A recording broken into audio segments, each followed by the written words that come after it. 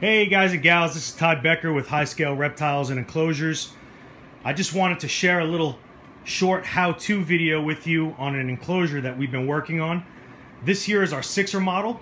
It's for a customer, Chelsea Randall. She's actually been very patient waiting on this while my wife works on the interiors. This was a full interior design, each hole designed to a specific snake that she's wanting to keep in each enclosure.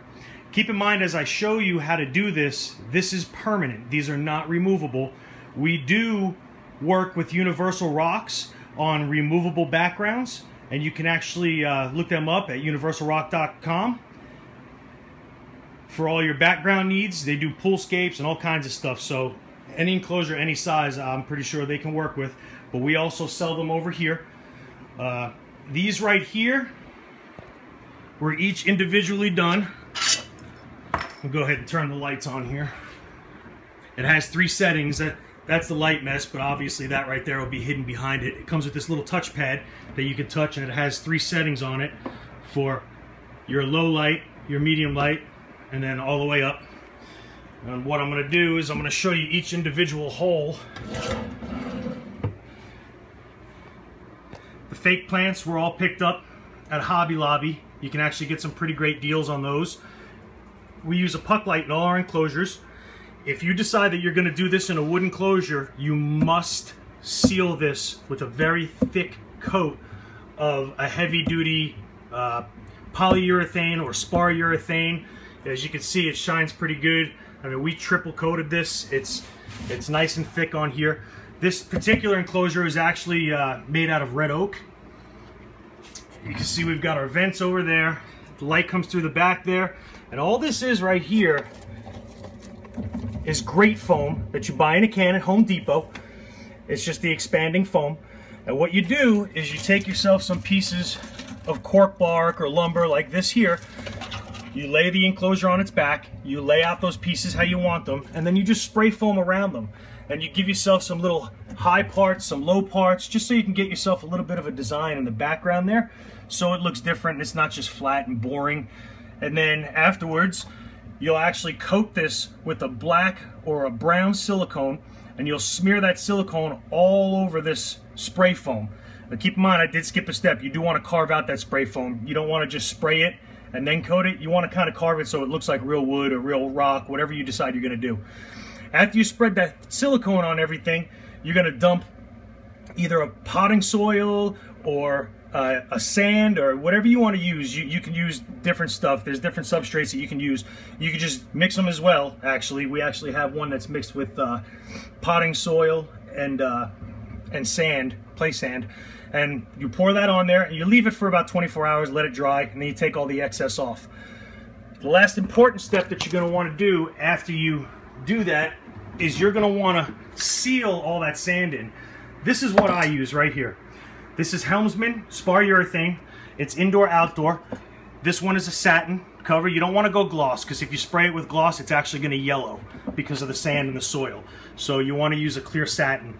And before you add your plants, you spray that all over all the sand and the dirt or whatever substrate that you used, everything that's got that foam on it, and that'll seal it so that if the snake, you know, when they go to the restroom and that, the urates aren't going to seep through. But you got to make sure that you seal it with that spar urethane. And this stuff does take about 72 hours for the toxicity to go out. I usually give it about a week, maybe a little bit more, only because I'm not too crazy about that quote-unquote new car smell. So this is another enclosure down here. And this is more of a deserty rock kind of theme. And it does have a little standalone rock here. And again, this rock is just made out of grate foam too, so it's very light. But it's not, you know, too light to where the snake will be pushing it around everywhere. And she's got herself some little alcoves and hiding spots and nooks and crannies all carved in there.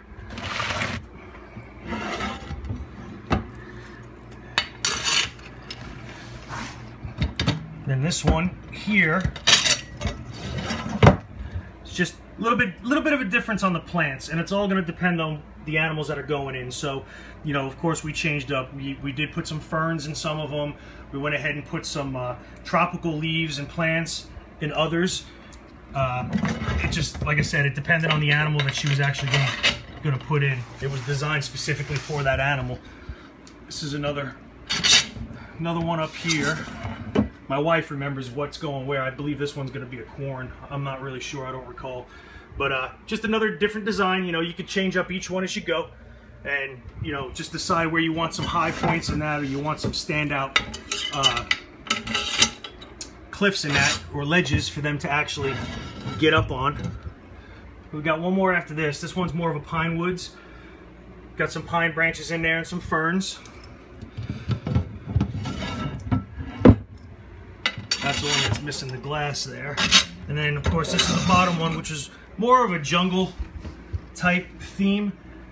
So, you know, of course, we went with the bigger plants in that. But she really did a really bang-up job on this. I think she did an excellent job. It looks awesome. Now, these enclosures, because they're only 12 inches high, they come with an 1.25 inch litter dam. Obviously, you can go with a bigger litter dam if you want, but she doesn't really need anything higher than this. That 1.25 inch is actually plenty of room for all your substrate. And once the substrate goes in this, it'll look really, really, really good. And that's it, really. I just wanted to go ahead and give you guys a really short how-to. You can do this at home so that you don't have to pay for it. I mean, each can is about $6 or so, depending on what you get. On the spray foam and that, and then, you know, the cost of your soil and your silicone. Your silicones are going to run about $6 to $8 also. But that's about it. It's really easy to do, very, very simple. You can do this in high-scale reptiles and enclosures. You could also do these in JPM, Reptilia enclosures. He's got some nice enclosures. You could put the same backgrounds in those. But like I said, you got to keep in mind that these are permanent. Once you do this, this is permanent. And that's it. I appreciate y'all watching, and we'll see y'all soon.